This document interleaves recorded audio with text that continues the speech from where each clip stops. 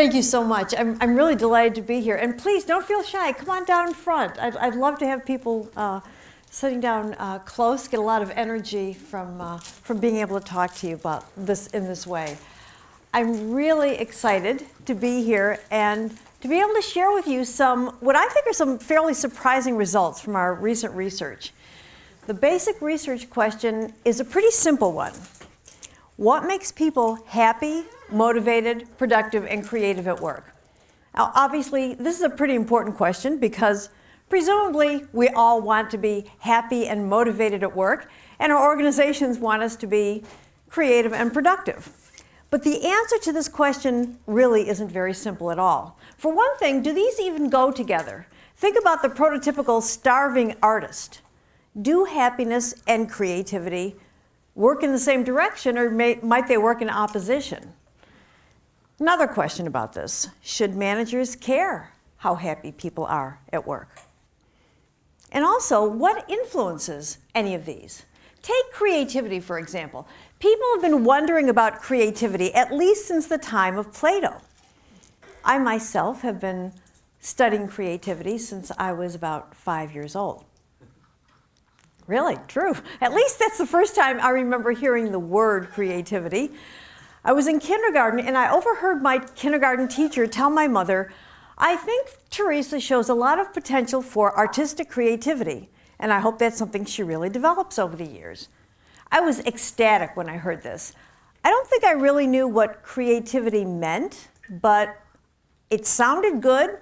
I was glad I had it, and I was looking forward to a lifetime as a creative artist.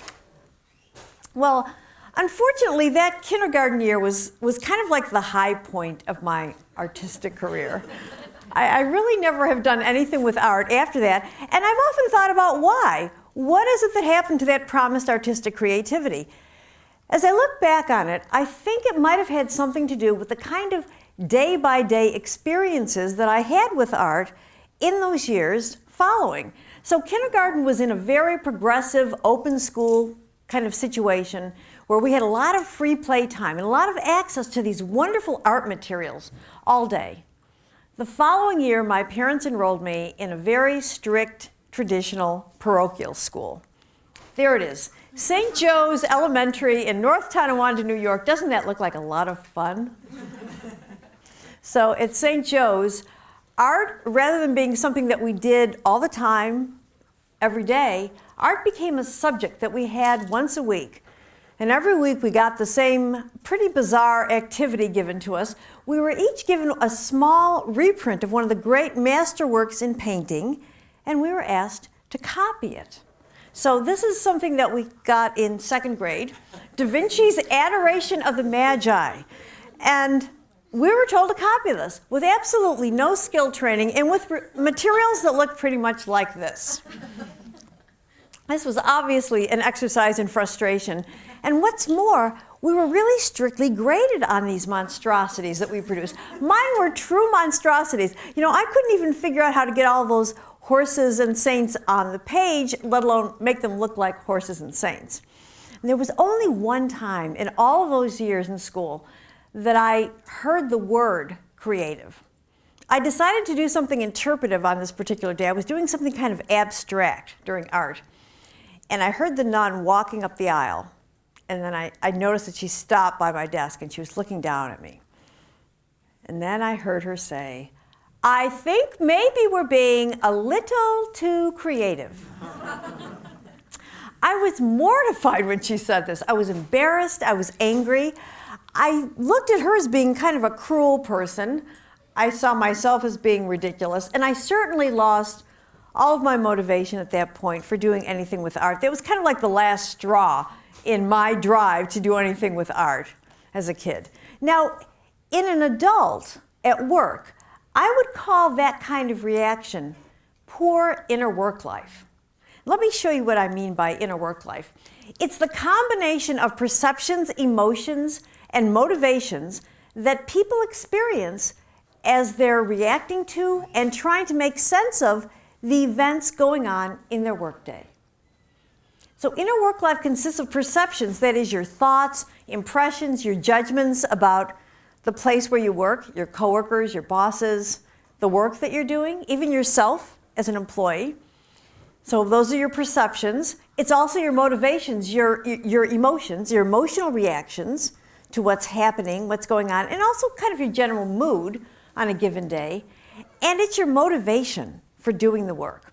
And we found that the most important kind of motivation for creativity is what we call intrinsic motivation.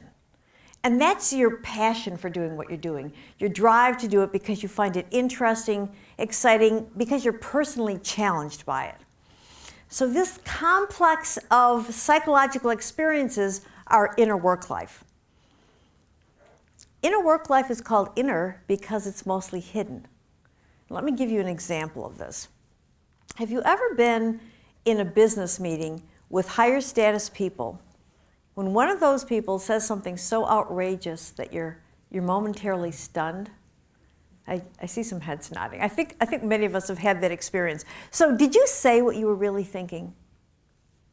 If you're like me and most people, you didn't. Did you let it show on your face? If you're like me, you did something like this. When in fact you wanted to react by saying, "What? What did you just say?" So it's really hidden away. Coworkers often are not aware of inner work life, and bosses certainly aren't aware of it, especially if the reaction is negative. But does it matter? Does it really matter what people's innermost thoughts, feelings are at work? In short, you bet it does. It matters a lot. In fact, inner work life is a central construct in our research. It matters a great deal for the work that people do, and it matters for the people doing that work. I'm going to illustrate the importance of inner work life by telling you two contrasting stories of two companies from our research. I think of these companies kind of in Dickinsonian terms, the best of times and the worst of times. Because the worst company, in terms of employee engagement and actual success, was kind of like sort of the evil twin of the best company in our research, because these two companies were oddly similar before we started our research. They were both very well-known companies. I can't tell you the real names, by the way. I'm going to use disguised names because we have some pretty confidential information on them. Very well-known companies, very profitable, and known as the innovative leaders in their industries. I'm going to start with the worst. And it's a company that we call Carpenter Corporation. It's one of the best-known consumer products brands in the world. Imagine that you're standing with your coworkers in the parking lot of the building where you work. And you're watching silently as the contents of that building are being auctioned off. Your computers, CADs, workstations, your desks, your telephones, your chairs are being auctioned off. You used to be proud to work for this particular company because it was known for its really cool, innovative products. But the last few years, innovation began to fizzle, profitability tanked, the company was acquired by a smaller rival, and now it's being completely closed down. And it's breaking your heart. That's the story of Carpenter Corporation. And it's the story of the demise of one of the great consumer products companies of the 20th century. Now, let me tell you about the best of times, a company that we call O'Reilly Coated Materials. This company makes coated fabrics for weatherproof clothing and a wide variety of other products that are known around the world. We studied Carpenter and O'Reilly at roughly the same time period, and they actually used a lot of the same raw materials, so the economic conditions for these two companies were pretty similar. And yet, Carpenter lies dead, and O'Reilly is still at the top of its industry and is still known as the innovative leader. So what made the difference between these two companies that looked so similar at one point? My research team and I studied these companies in real time in great detail, and I can tell you what it's not. It's not any of these things because the two companies were the same, essentially, on all of these aspects. Both public companies, both had similar incentive systems. Because they were so well known, they were able to hire the cream of the crop in their disciplines, highly skilled employees, and we had personality profiles on people in these companies, and there were no differences. The personality profiles were in the normal range. So my co-author, Steve Kramer, and I are both psychologists.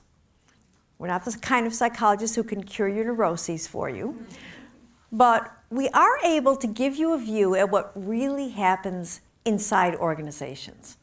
And when we took this deep look into these companies, we realized that what really differentiated them was inner work life. The inner work life experiences that their employees were having day by day. So it turns out that shortly before we started our study, a new management team had come in at Carpenter. And by what they said and did every day, they slowly changed the climate at Carpenter, and they essentially poisoned inner work life. And this is something that we saw happening day by day.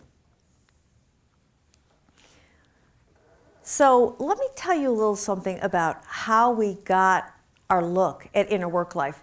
It is hidden most of the time.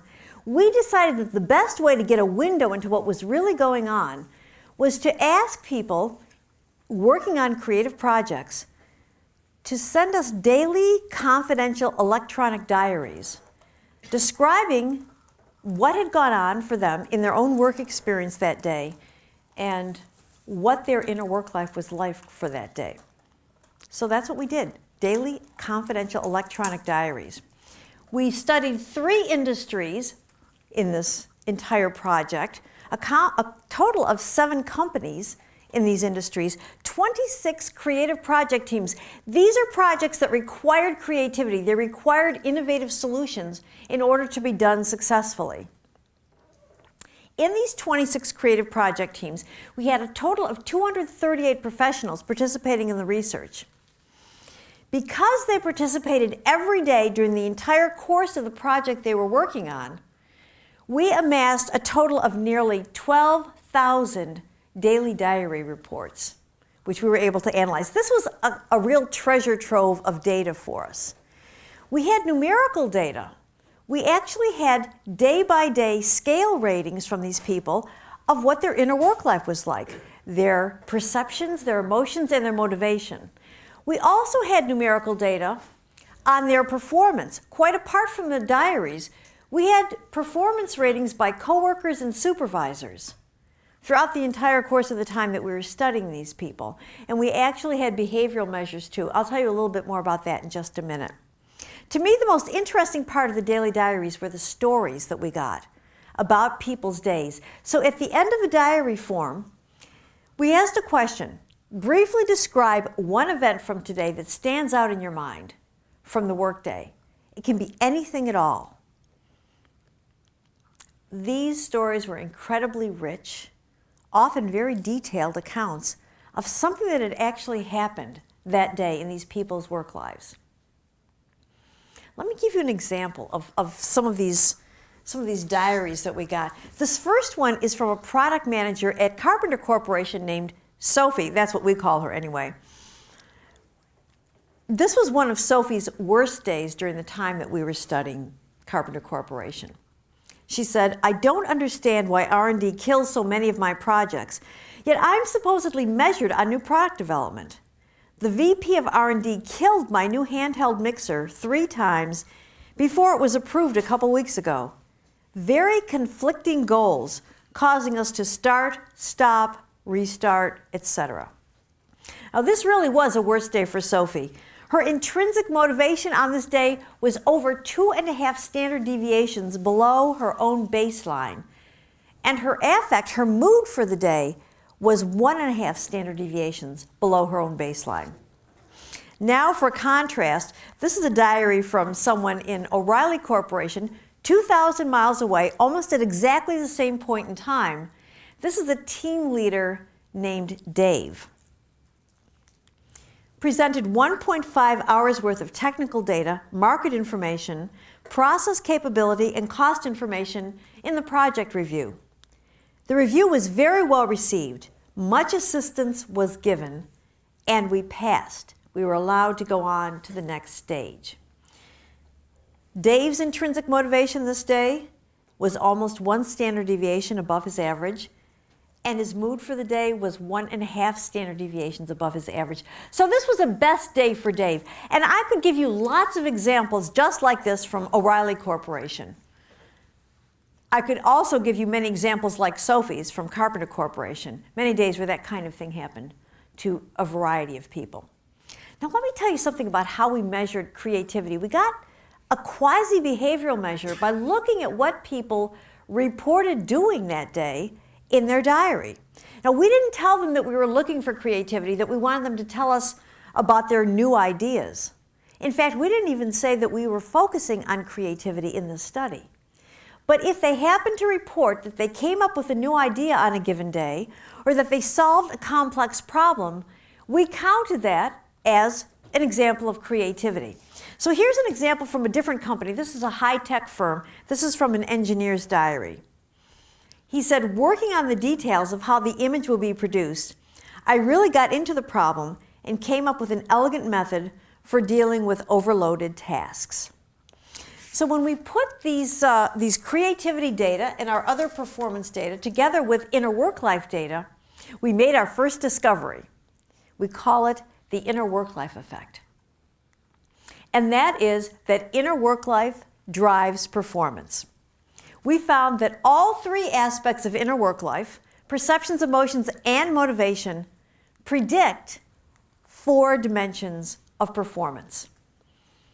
When people have more positive perceptions of their organization, their coworkers, their bosses, the work that they're doing, when they have more pleasant emotions like feeling happy, feeling proud, and when they feel stronger intrinsic motivation, on those days they're more likely to be creative, productive, committed to the work, and they're likely to be better colleagues to the people around them.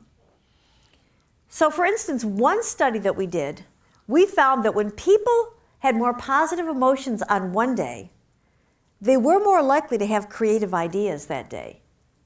And not only that, they were more likely to have creative ideas the following day, even controlling for that next day's mood. So we found a carryover effect of positive emotion on creative thinking. You could kind of call this inner work-life effect the Zappos effect. You're probably familiar with the fact that Zappos has built this online commerce powerhouse, in part based on the happiness philosophy of CEO Tony Hsieh. He says, we believe you can't have happy customers unless you have happy employees. And there are a number of people who really believe that the happiness philosophy is at least in part responsible for the very high quality work you see at Zappos from people, whether they're working in those call centers, taking customer orders and dealing with customer issues, or whether they're working in the bustling warehouses. So this is an anecdote that supports the inner work-life effect we found. But there was another study that came out just a few months ago that gives further support to the inner work-life effect. These researchers used a very different methodology. They had survey data from over 140,000 employees in a variety of companies, business units, a variety of industries around the world. They wanted to see what effect job satisfaction and people's perceptions of their work environment, basically what effect inner work-life would have on bottom line performance of the company. They found that when a business unit's employees had higher levels of job satisfaction and more positive perceptions of their managers, their coworkers, and their jobs at one point in time, that business unit at a later point in time was more likely to have higher sales growth, greater profitability, higher levels of customer loyalty, and greater employee retention. So think about it. Inner work life leads to better bottom line performance for companies. So if inner work life drives performance, and it does, what drives inner work life? We decided to take a look at this by isolating the very best inner work life days from those 12,000 days of data that we had, and understanding what events actually happened on those days, categorizing the events, coding them, and contrasting the events on the best inner work life days with those on the very worst inner work life days. And when we did this, we found that one kind of event stood out on those best days: simply making progress in meaningful work. We call this the progress principle. The number one driver of inner work life is progress in meaningful work. Let me just say something about meaningful work. To take a random example, people might find it motivating to work for a company where the mission is to organize all of the world's information and make it universally accessible and useful. And even if a company doesn't have such a lofty goal, as long as people as individuals can see a connection between what they're doing every day and something that they value, something that has a sense of purpose for them, as long as that's true, then making progress can ignite their inner work lives. Interestingly, this can happen in a variety of ways. Let me show you how prominent progress is on the very best days at work. When people are feeling happiest, most intrinsically motivated, and having the most positive perceptions about their work environment, progress dominates all other events. It's by far the most common event on those best days at work. Setbacks are the opposite of progress, and that means being blocked in the work in some way, having obstacles, feeling that you're stalled or that you're actually moving backwards. And setbacks were quite minimal on the best days at work. The worst days at work are almost exactly the opposite. Setbacks dominate on those days. They dwarf all other events, and progress is much less common. So the progress principle isn't just about progress, it's also about setbacks. As a pair of contrasting events, these two are the number one differentiators between best and worst inner work life days. But the progress principle isn't only about huge breakthroughs and devastating failures.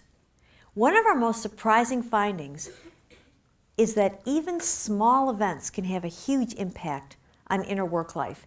Even making small incremental steps forward in the work can lead people to feel great. And we call this the power of small wins. I'm going to give you an example of this from the diary of an engineer named Tom. This happened after he had finally defeated a bug in some software that he was trying to create. He said, I smashed that software bug that's been frustrating me for almost a calendar week. That may not be an event to you, but I live a very drab life, so I'm all hyped. No one really knows about it. 3 of the team members who would be involved are out today. So I have to sit here rejoicing in my solitary smugness. Doesn't Tom sound happy there?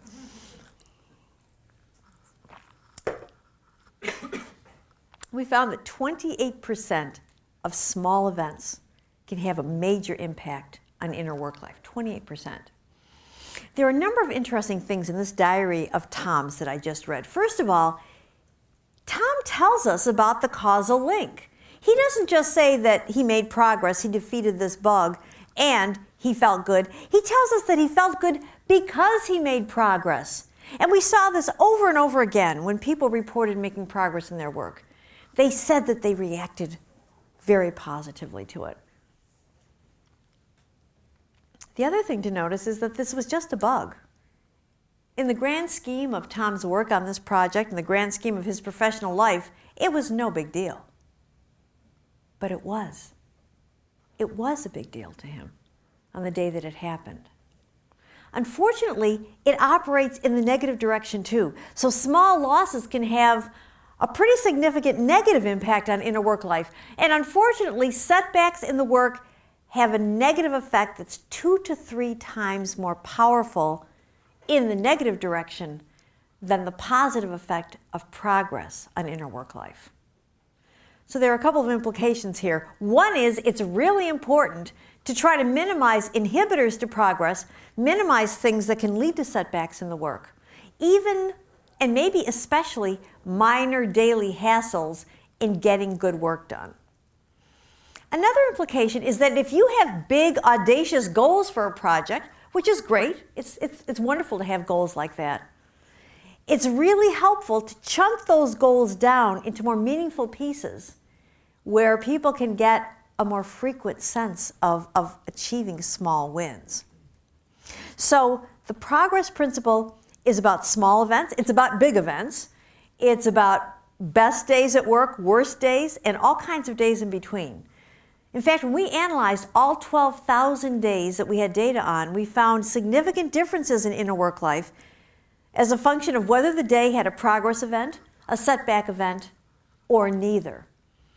And progress is much more likely in some teams and companies than in others.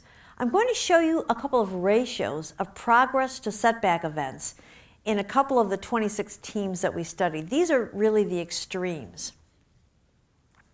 One of these teams was from Carpenter Corporation, the other one from O'Reilly Coated Materials. This is the ratio of progress to setbacks in the diaries from these teams. Let's see if you can just guess which is the Carpenter team, which is the O'Reilly team. Yeah, it's not too hard, is it? The Vision team is from O'Reilly Corporation.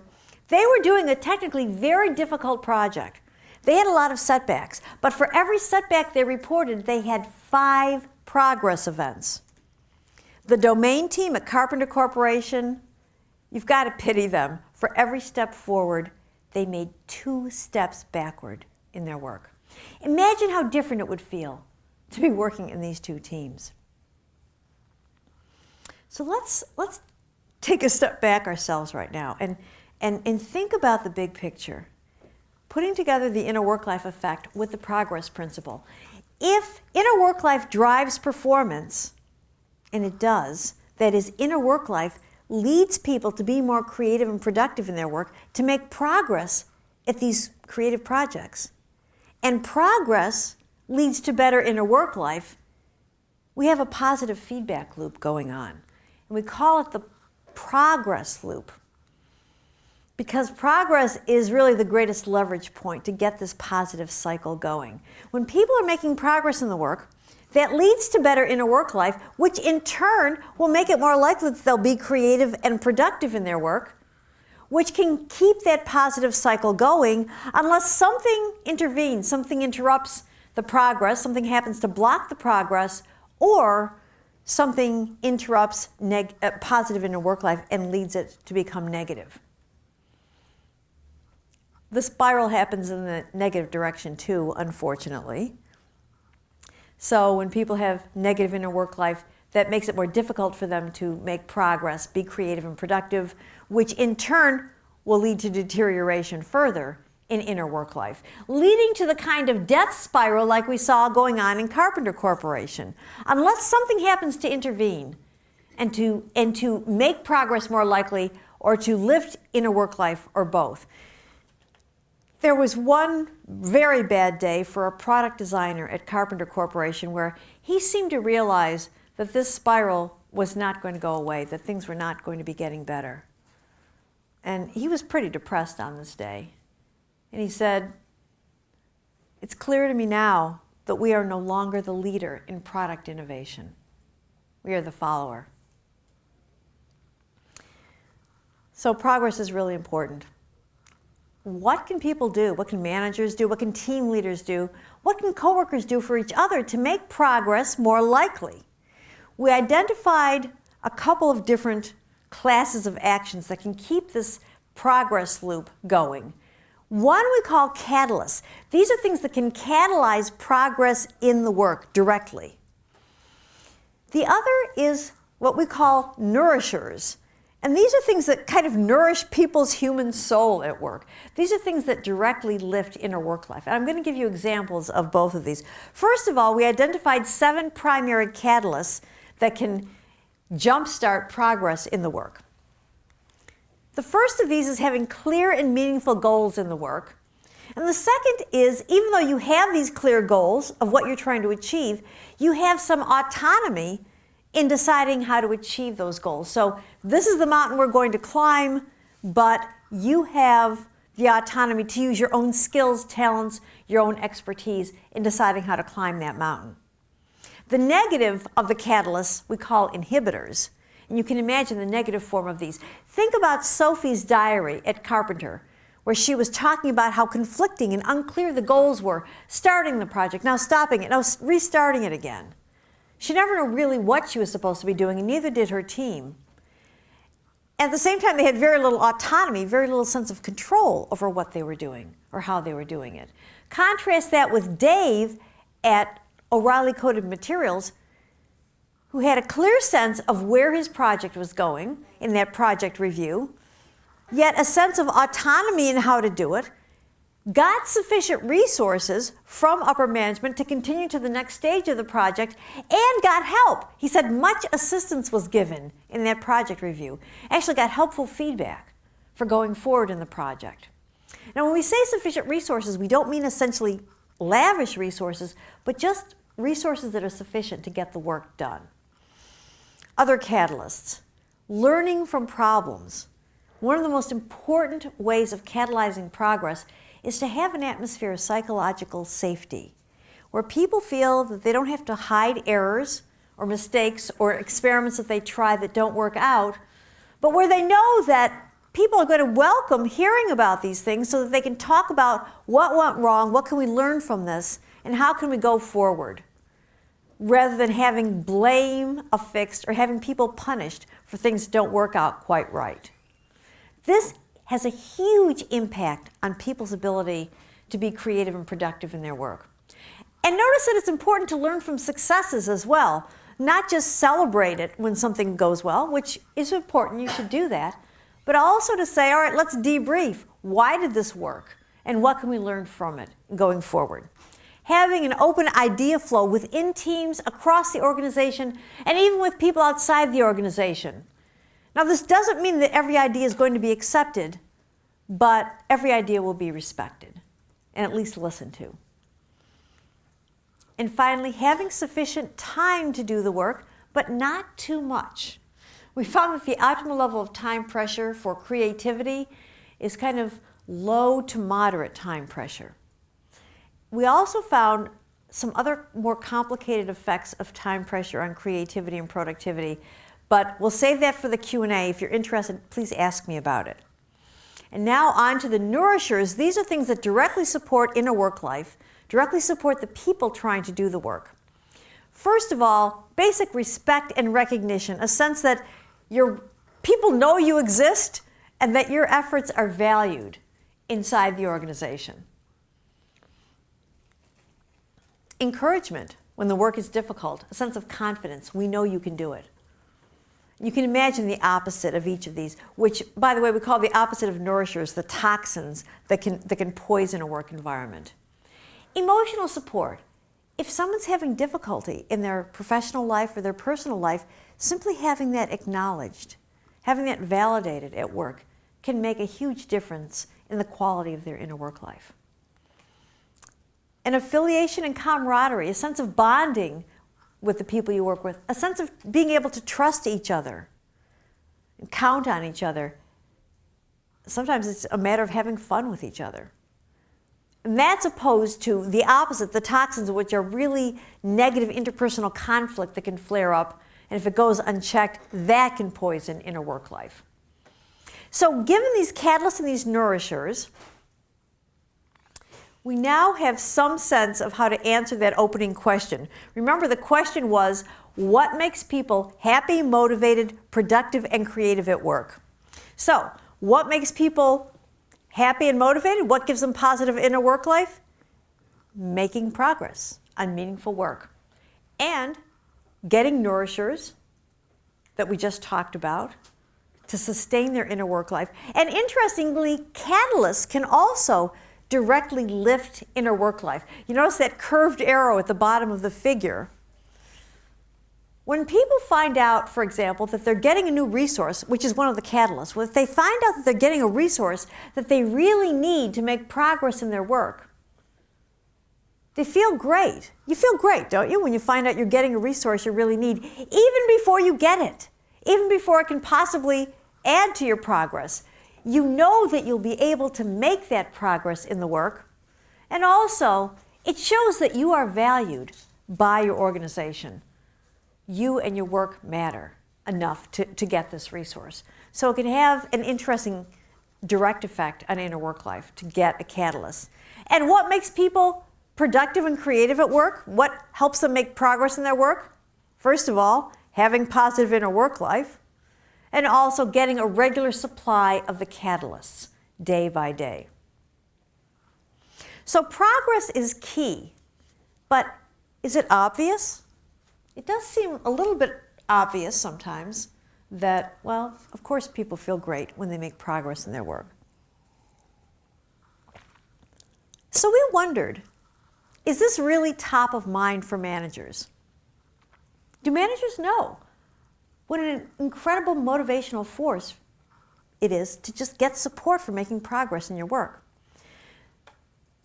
So we recently surveyed nearly 700 managers from a variety of companies at a variety of levels around the world, and we gave them a very simple question. We said, here are 5 employee motivators. Rank them in terms of how important you think they are. And these are the motivators: recognition, incentives, clear goals, progress in the work, and interpersonal support.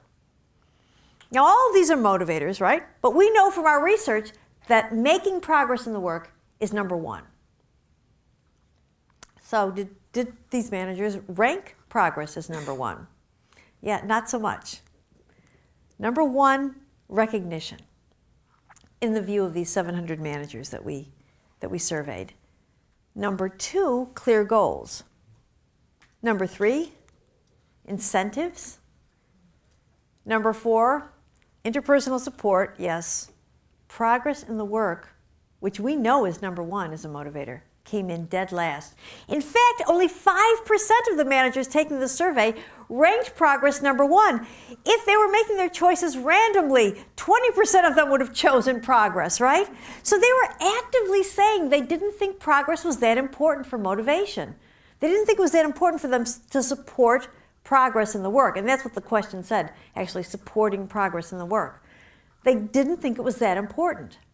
And certainly in the companies that we studied, we didn't see a lot of evidence that managers acted like they thought it was really important to support daily progress in the work. In fact, of all 7 companies, only 1 had managers at all levels and coworkers across the organization who consistently supported the progress of the people working in the creative trenches. It was O'Reilly Coated Materials, of course. And by the way, O'Reilly was the only company to have a true technological breakthrough in all the months that we were studying them. And I don't think that's a coincidence. So what is the implication here? If you're a team leader, if you're a manager, what's the implication? The implication is not that you have to somehow try to psychologize the people who work with you and the people who work for you. You don't have to become an emotional intelligence genius. You don't have to pry into people's inner work lives. In fact, that would really be a bad idea. And it doesn't mean that you have to bring in comedians at lunchtime to cheer people up. What it does mean is that you have to support progress every day. And the first step is to simply keep yourself aware of it. Put it on your mental agenda. Pay attention to it. And we think it can help to have a daily progress checklist. I don't know if any of you are familiar with this wonderful book from 2009 called The Checklist Manifesto. Yeah, a few people have read that. It's by Atul Gawande, who's a Harvard Medical School surgeon and author on a number of health topics. Gawande decided with his research team a few years ago to see if they could do something to reduce the incredibly high incidence of unnecessary complications and even deaths because of surgical accidents. So they created what they call the Safe Surgery Checklist as a discipline for surgical teams to follow, something that they actually have to physically check off the items to make sure that they've taken care of these things before and during surgery. This checklist consists of things that are blazingly obvious to any surgeon. Anyone should know to do this, right? This is good surgical practice. Things like everybody on the surgical team should introduce themselves by name before they get started, so that if anything bad starts to happen during the operation, they can call each other by name. something else on the surgery checklist. Before the surgery starts, we should all say out loud what side of the body we're going to be operating on. Make sure we all agree. And before we close the incision at the end, we should make sure that any instruments and sponges that went into the body have now come out of the body. Very basic things. And yet, following the safe surgery checklist had an unbelievable impact. A 36% reduction in serious complications and an incredible 47% reduction in deaths. Now, management isn't brain surgery, but it is pretty complicated. And there are a lot of things you have to keep in mind. That's why we recommend using a daily progress checklist. Just spend 5 minutes at the end of the day to write down, okay, what progress did my team make today? What might have been holding them back? What inhibitors might they have been encountering? Were there any toxins? And then, this is the most important piece, think of one thing that you can do, just one thing the following day, even if it's something small, that can enable your people to make more progress in their work. And you can do this as a coworker as well. In fact, those nourishers and those catalysts come just as well from coworkers as they do from team leaders and from higher level managers. In fact, sometimes more effectively. And keeping a daily checklist or some kind of a work diary can actually have positive benefits for your own inner work life and your own sense of progress. There's some great psychological research lately showing that simply writing about something difficult you're dealing with can help you feel better about it and help you plan to deal with it more effectively. And noting your progress every day, even if it's been a frustrating day, noting whatever progress you did make can kind of rescue your inner work life at the end of the day and can help you plan to make better progress the following day. So your big takeaway here is to support progress every day and support the people trying to make that progress. If you can do that inside your organization, inside your group, inside your own little team, you will support the inner work lives of the people around you. They will feel happier and more motivated in their work. They will make more progress in the work, and that will lead to long-term benefits. So not only will their personal well-being be enhanced, but these people will be more committed and more collegial. Become the moderator, press 1. To mute or unmute your line, press 2. To control the volume of your line, press 3. Okay. I'm not sure what number I'm supposed to press, but I will finish up. Let me end with a quote from a programmer named Tom on an information management team. This comes from a project that his team was doing where they were working nearly around the clock for 8 days to solve a very complicated problem where $145 million was at stake for the company. We saw more examples of the progress principle, more catalysts and nourishers during those 8 days than we saw in some other teams during the entire months that we studied them. The top management in that company cleared the decks for the team, taking away all other demands. They even stopped by to encourage them late in the evening as they were working by bringing food and treats. Other groups inside the company really helped out, doing whatever they could.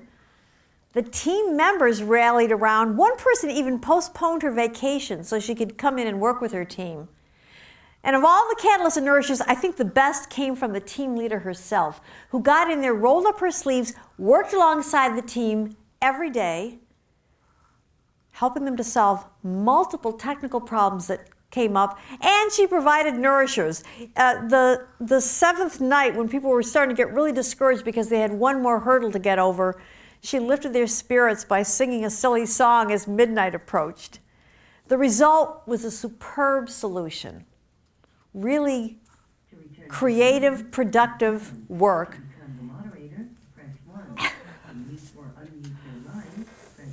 Okay. I'm assuming that somebody's been dialing in here and they're trying to get through, but maybe they can hit their mute button or something.